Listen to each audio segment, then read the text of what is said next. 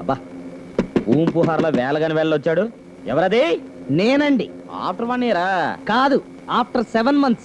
5 months గడిచిపోయాయి కదా. అబ్బా గర్భాధానం గడికి గడేసుకునే టైంలో నా గడియ దించబెట్టయ్యా. పాతేవలే బొంగు. గర్భాధానమా గోదానమా నాకేం పట్టాలి? రాజయోగం కదా. ఏది ఎక్కడ పట్టింది రాజయోగం? కనీసం శోభన యోగం కూడా పట్టలేదే. పుంపుహార్ ఏంటి శోభనం తగలేదా? అందుకే నీ రాజయోగం పుంపుహార్ అయిపోయింది. అదేంటి? ఆ అమ్మాయిని పెళ్లి చేసుకున్న మగాడికి తక్షణం ఆగిపో. పెళ్లి చేసుకున్నా అన్న తర్వాత ఏమన్నా? మగాడు అన్నావు. పెళ్ళై శోభనం దొరకపోతే నువ్వు మొగుడు అవుతావు కానీ మగాడు ఎలా అవుతావు? కడిగావులే చెప్ప. మళ్ళీ ఇదేం ఫిట్టింగు? పుంపుహార్ ఫిట్టింగ్. ఇదెక్కడి పుంపుహార్ రా బాబు. డబ్బిస్తే గానీ శోభనం చేయనంటాడు వాడు. శోభనం జరిగితే గానీ లక్కరాదంటావు నువ్వు. పోనీ నువ్వు రికమెండ్ చేయకూడదు?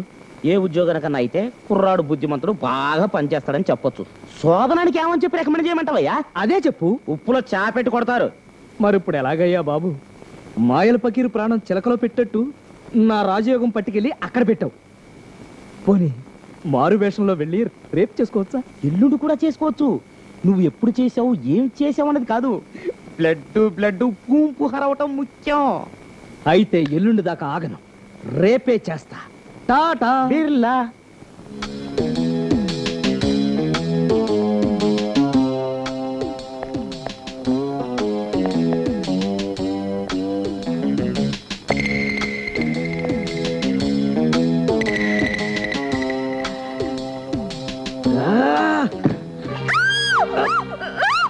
డెన్ సెట్ లో హీరోయిన్ లాగా అరవకు.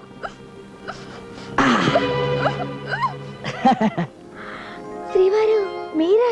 నేనే. కొంచెం ఆగు, ముక్కు దగ్గర పెడతా. ఏమిటి? మత్తులో ముంచిన గుడ్డ. ఏదది? ఎక్కడ పెట్టాను? అది ఇప్పుడు దేనికండి?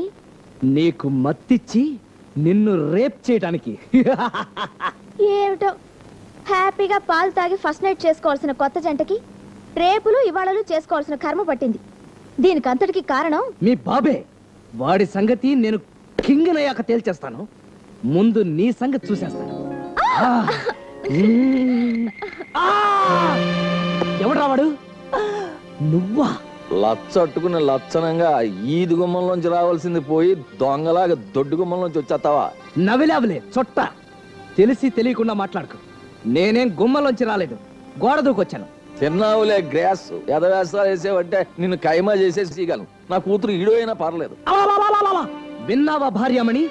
మీ నాన్న ఎంత నీచ నికృష్ట దుష్ట దుర్మార్గుడో. కన్న కూతురు వీడో అయినా పర్వాలేదనుకునే వీడు నీకు తండ్రా? కాదు, చస్తే కాదు. రా, నాతో రా, పొద్దున్నే పంపించేస్తాను. విన్నావా బేబీ? నిన్ను జీవితాంతం పోషిస్తానడం లేదు, ఈ నైట్కి తీసుకెళ్లి పొద్దు చంపేస్తానంటున్నాడు. ఈ నీ మొగుడా? కాదు, చస్తే కాదు. అయ్యా 600 ఆయన నా భర్త కాదు, లచ్చ అయితేనే నీ భర్త. ఏమిటి మావయ్య నువ్వు ఎప్పుడు చూసినా డబ్బు డబ్బు అంటావు. ఇప్పుడు మనకి ఏం తక్కువని? ఏం చేసుకుంటావు డబ్బంతా మనం? అందుకని నేను చెప్పేది ఏంటంటే, నా లచ్చ నాకు ఇచ్చేయి. ఆ ఒక్కటే అడక్కు. సరే. అలా అన్నావు బాగుంది. చూడు, నీ కూతురు శోభనం లేక గంట గంటకి ఎలా చిక్కిపోతుందో. నా కోసం కాకపోయినా నీ కూతురు కోసమైనా ఆ శోభనం ముచ్చటేదో జరిపించేసి. ఆ ఒక్కటి అడక్కు. అనుకున్నా నువ్వు అంటావని. నువ్వు ముత్యాల ముగ్గు విలనికి ఎక్కువ, గ్యాంగ్ లీడర్ విలనికి తక్కువ కదా. అది తెలుసుకుని నువ్వు మసులుకుంటే ఓటర్ లిస్ట్ లో నీ పేరు ఉంటది, లేకపోతే రేషన్ కార్డు కూడా రద్దు అయిపోద్ది. నాన్న, డబ్బు కోసం మమ్మల్ని ఇద్దరిని వేరు చేస్తావా? ఒక్కసారిగా 1,00,000 రూపాయలు తెమ్మంటే ఆయన ఎక్కడి నుంచి తెస్తారు? అయితే అంత సొమ్ము ఒక్కసారి ఇచ్చుకోలేకపోతే 4 దఫాలుగా నాకు 4 పాతికలు ఇమ్మను. కాకపోతే ఒకటి వడ్డీయేగా కొడతా. చెప్పొచ్చు, కొడతాను. చెప్పిది పూర్తిగా వింటున్నాను, చెప్పు. మొదటి 25,000 ఇస్తే గుమ్మంలో అడిగట్టొచ్చు. రెండో 25,000 ఇస్తే అమ్మాయి చేత్తో కూడు తినొచ్చు. మూడో 25,000 ఇస్తే ఆ అమ్మాయి ఒంటి మీద చెయ్యొచ్చు. చివరి ఆఖరి 25,000 పేమెంట్ ఇచ్చేస్తే కార్యం చేసేసుకోవచ్చు. అయితే ఓ పని చేద్దాం, ముందు శివరాఖరి పేమెంట్ ఇచ్చేస్తాను, ఆ కార్యం జరిపించేసి. అయితే ఓ పని చేద్దాం, 4వ వాయిదా 1,00,000 చేద్దాం, ఆ మొదటి 3 రద్దు చేద్దాం. మళ్ళీ మొదలు. పోనీ ఓ పని చేస్తే నిన్ను మెడట్టు గింటించేయడమేనా? ఏర్పాటు చేస్తాను. ఒరే ఎవరు అక్కడ?